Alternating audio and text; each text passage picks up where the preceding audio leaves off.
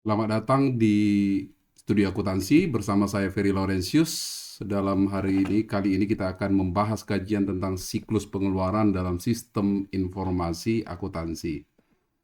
Nah, pertama apa itu siklus pengeluaran? Kita harus mengerti. Jadi siklus pengeluaran itu adalah serangkaian aktivitas bisnis atau fungsi bisnis ya yang berulang dan pemrosesan informasi terkait pembelian barang dan pengeluaran kas untuk pembayaran terkait pembelian barang atau jasa. Jadi dalam siklus pengeluaran ini adalah pengeluaran-pengeluaran untuk pembelian barang atau jasa. Biasanya yang paling umum, transaksi yang paling banyak adalah pembelian barang dagang atau pembelian jasa untuk keperluan-keperluan bisnis.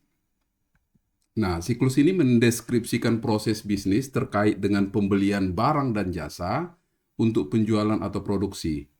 Dan dalam siklus ini tidak termasuk pembelian aset tetap atau pembayaran upah dan gaji. Nah, apa aktivitasnya? Aktivitasnya biasanya dimulai dari pemesanan barang, bahan baku perlengkapan atau jasa dari pihak eh, kita ya, dari pihak perusahaan kepada pihak yang memberikan menjual. Jadi pemesanan barang dilakukan dari pihak entitas, kemudian nanti setelah barang dipesan, disetujui, kemudian dikirim, aktivitas berikutnya adalah penerimaan barang atau penerimaan bahan baku atau perlengkapan atau jasa. Nah, setelah itu nanti akan dilakukan tagihan dari pihak penjual, maka berikutnya adalah mengotorisasi faktur dari pemasok. Kemudian adalah aktivitas pengeluaran kas untuk membayar hutang atau membayar pembelian kalau dia pembelian tunai. Nah, kemudian apa dokumen dan catatan akuntansi yang digunakan dalam siklus ini? Pertama adalah permintaan pembelian, itu dokumen-dokumennya. Kemudian order pembelian, laporan penerimaan barang, faktur pemasok, bukti kas keluar, dan cek untuk pembayaran. Nah, catatan akuntansi ini adalah kartu sediaan untuk mencatat barang yang ada di eh, bagian akuntansi, kemudian kartu gudang untuk mencatat barang di gudang, jurnal pembelian, lembar jurnal atau jurnal voucher, kemudian kartu pemasok, ini buku pembantunya, kemudian buku besar dan jurnal pengeluaran kas. Ini adalah dokumen dan catatan akuntansi yang digunakan dalam siklus pengeluaran. Nah, berikutnya apa-apa aja fungsi. Fungsi ini kadang-kadang disebut juga dengan bagian yang terlibat dalam siklus tersebut. Pertama adalah fungsi pengendali sediaan, fungsi pembelian, fungsi penerimaan, fungsi gudang, dan fungsi hutang usaha serta pengeluaran kas. Fungsi pengendali sediaan ini adalah fungsi yang melakukan pencatatan ke kartu sediaan, biasanya di bagian akuntansi. Kemudian fungsi pembelian ini yang melakukan pemilihan pemasok, melakukan penawaran harga tender. Kemudian fungsi penerimaan untuk penerimaan barang dari pemasok sebelum masuk ke gudang. Jadi di sini dia periksa dulu barangnya, apakah sesuai dengan spesifikasi yang kita minta atau yang diminta entitas. Kemudian ada fungsi gudang. Ini yang memelihara barang di gudang dalam penyimpanannya. Kemudian fungsi hutang usaha ini yang mencatat ke kartu hutang atau kartu pemasok, serta ketika akan pembayaran dia akan melakukan eh, pembuatan voucher ya, voucher pengeluaran. Kemudian ada fungsi pengeluaran kas, ini adalah bagian atau pihak yang melakukan pengeluaran kas untuk pembayaran pembelian atau pembayaran hutang usaha. Nah, kita lihat dulu awalnya ini kalau permintaan pembelian, selalu permintaan pembelian itu selalu dimulai dari bagian pengendali sediaan, yaitu dari kartu sediaan. Ya, dianalisa tingkat sediaan minimum atau reorder point. Jadi, pemegang kartu sediaan itu ini akan memperoleh informasi dari kartu sediaan. Jadi dilihat kartu sediaan apakah barang sudah memenuhi order minimal atau reorder point. Nah, bila itu dilakukan, dia akan membuat permintaan pembelian. Jadi permintaan pembelian bukan dari bagian gudang ya. Permintaan pembelian itu akan diberikan kepada bagian pembelian. Nah, di sini nanti bagian pembelian akan membuat permintaan pembelian ya, kalau misalnya sudah dilakukan pemilihan pemasok. Kemudian permintaan pembelian itu diberikan kepada bagian hutang dagang. Ini dibuat sebagai arsip sementara. Kemudian nanti pemasok yang terpilih akan selanjutnya setelah permintaan pembelian selesai, kita akan melihat proses berikutnya, yaitu proses pembelian dimulai dari pemesanan barang. Bagian pembelian tadi setelah menerima permintaan pembelian, dia akan melakukan permintaan informasi barang dan harga dari beberapa pemasok. Jadi bagian pembelian ini tidak bisa menyandarkan informasi barang dan harganya hanya dari satu pemasok. Dia harus memilih dari beberapa pemasok yang bersaing.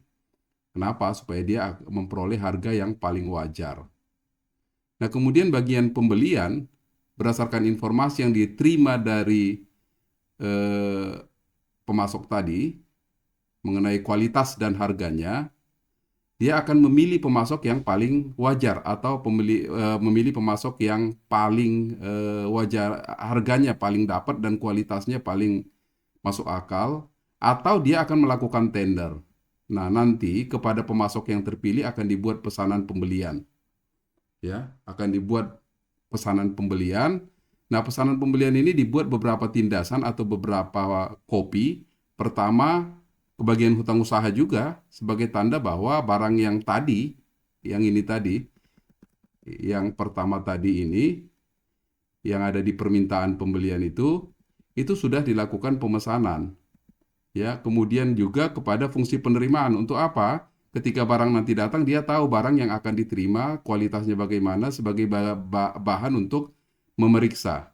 Biasanya, pesanan pembelian ke bagian atau ke fungsi penerimaan ini tidak berisi harga, ya, termasuk kualitas dan kuantitasnya. Dia hanya diberikan informasi bahwa akan ada barang diterima. Kenapa demikian? Ini untuk pengendalian supaya nanti dia memeriksa kualitas barang dengan benar dan kuantitasnya. Kalau sudah ada informasi tersebut di pesanan pembelian, ada kemungkinan atau ada risiko fungsi penerimaan tidak akan melakukan pemeriksaan. Gitu ya. Jadi harus dikosongkan atau disebut blank space. Jadi dia hanya diberitahukan barang yang akan diterima itu apa. Maka dia akan lakukan penghitungan, melihat kualitasnya. Nah, nanti kekurangan atau ketidakcocokan kualitas itu akan diprotes ke pemasok. Kemudian kita lihat berikutnya proses aktivitas penerimaan barang. Ya, barang dari pemasok ini akan diterima oleh fungsi penerimaan. Ya, dia akan menghitung, dia akan membuat laporan penerimaan barang. Ya, laporan penerimaan barang itu akan diberikan kepada fungsi gudang. Nah, fungsi gudang di sini nanti akan mencatat itu ke kartu gudang. Nah, kartu gudang ini tidak ada harganya ya. Itu bedanya dengan kartu sediaan. Di kartu gudang dia akan mencatat kuantitasnya. Kemudian nanti dia juga akan menyusun barang tersebut oleh bagian gudang. Nah, nanti laporan penerimaan barang itu juga diberikan kepada fungsi pembelian. Nah, nanti fungsi pembelian akan memeriksa dengan pesanan tersebut apakah sudah cocok. Kemudian nanti juga ke bagian hutang usaha sebagai otorisasi pembayaran hutang. Jadi perhatikan sudah ada 3 dokumen yang telah diterima bagian hutang usaha, yaitu permintaan pembelian, pesanan pembelian, dan laporan penerimaan barang. Nah, kemudian juga diberikan kepada pemegang kartu sediaan. Ya, pemegang kartu sediaan ini nanti kartu sediaan yang ada di sini di bagian akuntansi atau bagian pengendali sediaan ini sebagai kontrol terhadap catatan di gudang. Jadi nggak bisa beda kuantitasnya ya. Jadi ada di bagian akuntansi catatan tentang barang tersebut, ada di bagian gudang. Ini adalah salah satu pengendalian. Nah, kemudian kita lihat pencatatan pembelian dan hutang usaha. Nah, ingat bahwa nanti dari bagian hutang usaha akan menerima dokumen permintaan pembelian ini dari bagian pembelian tadi, pesanan pembelian juga dari bagian pembelian, laporan penerimaan dari bagian penerimaan, kemudian nanti ada tagihan dari pemasok, itulah yang disebut faktur pemasok. Kemudian oleh bagian gudang, ya, bagian hutang usaha, dia akan mencatat ini ke kartu pemasok atau buku pembantu hutang, buku pembantu hutang. Buku pembantu hutang ini adalah bagian dari catatan hutang kepada pemasok oleh bagian hutang usaha. Nanti kemudian inilah contohnya ya, kartu pemasok itu ya. Nanti totalnya itu akan dibuat ke jurnal voucher. Jurnal voucher itu adalah jurnal umum, ya, jurnal umum. Jurnal voucher itu akan diberikan kepada fungsi buku besar. Nah, nanti itu dia akan memosting ke masing-masing akun di buku besar. Jadi hutang usaha. Jadi bagian buku besar ini akan mencatat pembelian atau sediaan bertambah, kemudian hutang bertambah, itu berdasarkan jurnal voucher yang diberikan oleh bagian hutang usaha. Oke. Nah, selanjutnya pembayaran hutang gimana? Ini kan ini proses pencatatan pembelian dan hutang usaha. Nah, ketika tiba saatnya membayar hutang, bagian hutang usaha akan melihat arsip-arsip yang memang harus dibayar jatuh tempo. Ya, arsip-arsip yang dibayar jatuh tempo. Arsip-arsip apa? Arsip-arsip ini tadi, permintaan pembelian, pesanan pembelian, laporan penerimaan barang, faktur pemasok. Artinya apa? Bagian hutang usaha tak bisa membayar hutang kalau ini tidak lengkap ya. Ini tidak sah kalau ini tidak lengkap. Ya, coba perhatikan nanti. Nah, kemudian ini tadi ya. Nah, kemudian ini ya, semua permintaan pembelian, pesanan pembelian, laporan penerima faktur pemasok yang memang sudah jatuh tempo dan akan harus dibayar diberikan kepada fungsi pengeluaran kas, dan fungsi pengeluaran kas akan membuat bukti pengeluaran kas. Nah, nanti dibayar kepada pemasok beserta uang atau cek atau transfer bank, ya.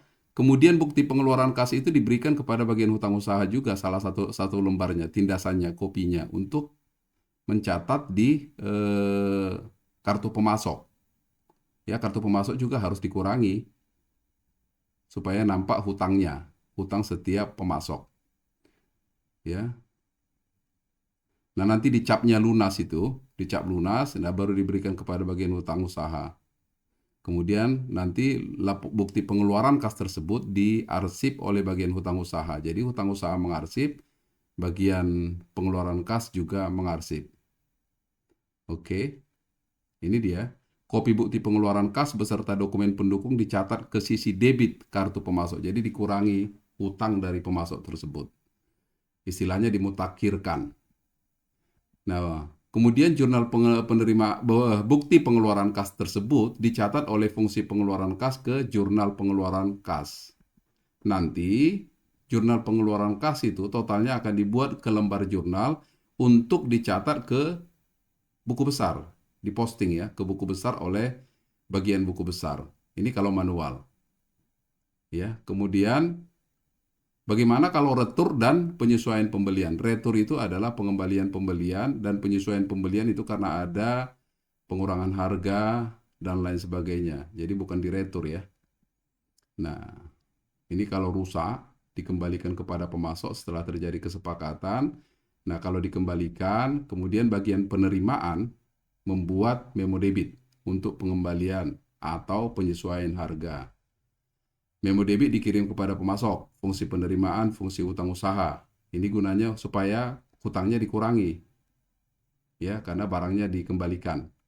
Dan kepada bagian pengendali kartu sediaan untuk mengurangi sediaan di kartu sediaan. Jadi harus lengkap ya dokumennya supaya setiap bagian ini memiliki informasi yang sama. Nah, kalau dari akurat, begini cara pencatatannya. Itu ada nanti dari bagian dari aktivitas pembelian ya. Nanti itu perhatikan ada 1, 2, 3, 4, 5, 6 aktivitasnya itu persis sama dengan yang di teori. Ya, ini cara mencatat permintaan pembelian, cara mencatat order penjualan. Ini kemudian ini untuk penerimaan. Ini juga invoice-nya, faktur pemasok. Kalau retur pembelian, kemudian pembayaran atas pembelian, ini buktinya. Ya, ini harus ditandatangani semua ini ya. Ini setiap bagian yang menyiapkan, yang mereview, membayar, menerima gitu ya. Harus dicatat, ini harus bernomor urut tercetak, ini buktinya, ini pengendalian semua ini ya. Ini pengendalian. Nah, apa pengendalian internalnya? Kalau proses pemesanan barang dan jasa, ancamannya atau risikonya adalah kehabisan atau kelebihan sediaan. Pengendalian internalnya bagaimana? Menggunakan sistem perpetual. Jadi kalau sistem perpetual, setiap saat kita tahu barang kita kurang atau masih ada gitu ya. Karena real time. Kemudian barang itu setiap label memiliki barcode atau RFID. RFID itu pengenal barang yang kalau misalnya diambil dia tanpa otorisasi dia akan bunyi. Itu biasanya lihat aja di mall, itu ada RFID. Kalau kamu bawa barangnya melewati pintu dia akan bunyi. Ya. Nah, secara periodik melakukan perhitungan sediaan. Nah, ini yang nomor 2, setiap label barang, yang manual juga barang itu harus dilabel ya, supaya ada tanda pengenal barangnya, itu maksudnya. Kemudian, membeli barang yang tidak dibutuhkan, ini ancamannya. Ya, tetap pengendaliannya menggunakan sistem perpetual, kemudian mereview dan mengotorisasi permintaan pembelian, kemudian fungsi pembelian yang tersentralisasi, supaya semua barang yang masuk atau keluar itu melewati fungsi pembelian. Jadi nggak ada yang terdesentralisasi. Kemudian sering terjadi membeli pada harga yang dinaikkan atau lebih tinggi daripada harga yang wajar. Nah ini pengendaliannya apa? Membuat daftar harga atau price list, melakukan lelang kompetitif, mereview order pembelian, dan membuat anggaran pembelian. Nah, kemudian yang keempat, membeli barang bermutu rendah ya. Ini ancamannya atau risikonya adalah pengendaliannya membeli hanya dari daftar atau pemasok yang terdaftar, mereview dan mengotorisasi pemasok baru, menelusuri dan memantau kualitas produk berdasarkan pemasok, dan meminta pertanggungjawaban manajer pembelian untuk setiap penambahan kos karena kualitas produk. Ingat, kalau kualitas barang bahan bakunya rendah, sudah pasti kualitas produk kita akan rendah. Ya, jadi pertanggungjawabannya ke manajer pembelian kenapa membeli barang yang kualitasnya tidak sesuai dengan spesifikasi entitas. Kemudian ancaman berikutnya, pemasoknya tidak jelas. Ya. Nah, ini mengharuskan pemasok memiliki sertifikasi tertentu, kemudian mengumpulkan dan memantau data kinerja pengantaran. Kemudian berikutnya yang nomor 6, ancamannya membeli dari pemasok yang tidak diotorisasi atau yang tidak dikenal, ya, atau yang tidak disetujui. Maka perusahaan wajib membuat daftar pemasok terpilih dan merancang sistem yang hanya mengizinkan pemasok dari daftar pemasok terpilih. Jadi kita juga harus memiliki pemasok yang kita percaya, ya. Mereview dan menyetujui pembelian dari pemasok baru. Kalau nggak begini, nanti akan berakibat kepada kualitas barang yang menurun. Itu akan berisiko pada pendapatan yang menurun nanti. Kalau dia perusahaan-perusahaan dagang atau perusahaan manufaktur. Nah ini yang nomor 7 ini sering menerima hadiah dari pemasok atau istilahnya kickback ya. Kickback biasanya bagian pembelian itu biasanya mendapat bonus-bonus atau hadiah-hadiah dari pemasok, dan ini berbahaya ya karena bagian pembelian tidak akan melakukan review atas pemasok secara objektif ya. Maka pengendaliannya adalah melarang penerimaan hadiah dari pemasok.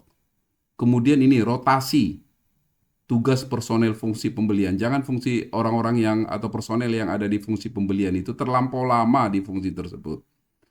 Kemudian mengharuskan personel pembelian setiap tahun menandatangani pernyataan bebas konflik kepentingan keuangan dan personal kepada setiap pemasok. Seperti fakta integritas lah itu ya. Kemudian juga entitas wajib melakukan audit kepada pemasok. Audit pemasok ini artinya bisa ditanya kepada pemasoknya ya oleh bagian audit internal. Nah, untuk penerimaan barang, ancamannya adalah menerima barang atau jasa yang tidak dipesan. Pengendalian internalnya ini wajib memeriksa kesesuaian dokumen order penjualan terhadap barang yang diterima. Kemudian yang sering terjadi adalah kesalahan perhitungan. Ini biasanya di bagian penerimaan. Apa pengendalian internalnya? Tidak menginformasikan kuantitas yang dipesan kepada fungsi penerimaan di dokumen order pembelian. Ini yang disebut, saya bilang tadi, blank copy. Yang ada hanya nama barang. Kemudian mengharuskan personil penerimaan barang menandatangani laporan penerimaan barang. Kemudian memberikan insentif bonus kepada fungsi penerimaan menggunakan label barcode atau RFID. Nanti cari apa RFID. Mengonfigurasi sistem ERP untuk menandai perbedaan antara kuantitas yang diterima dan kuantitas yang dipesan yang melebihi batas toleransi agar diinvestigasi. Kemudian ancaman berikutnya adalah memeriksa penerimaan jasa. Ini pengendalian melalui anggaran atau melakukan audit. Kemudian ini juga sering terjadi pencurian sediaan. Ini membatasi akses personil terhadap fisik sediaan, mendokumentasikan seluruh perpindahan barang antara personil penerimaan dan personil gudang.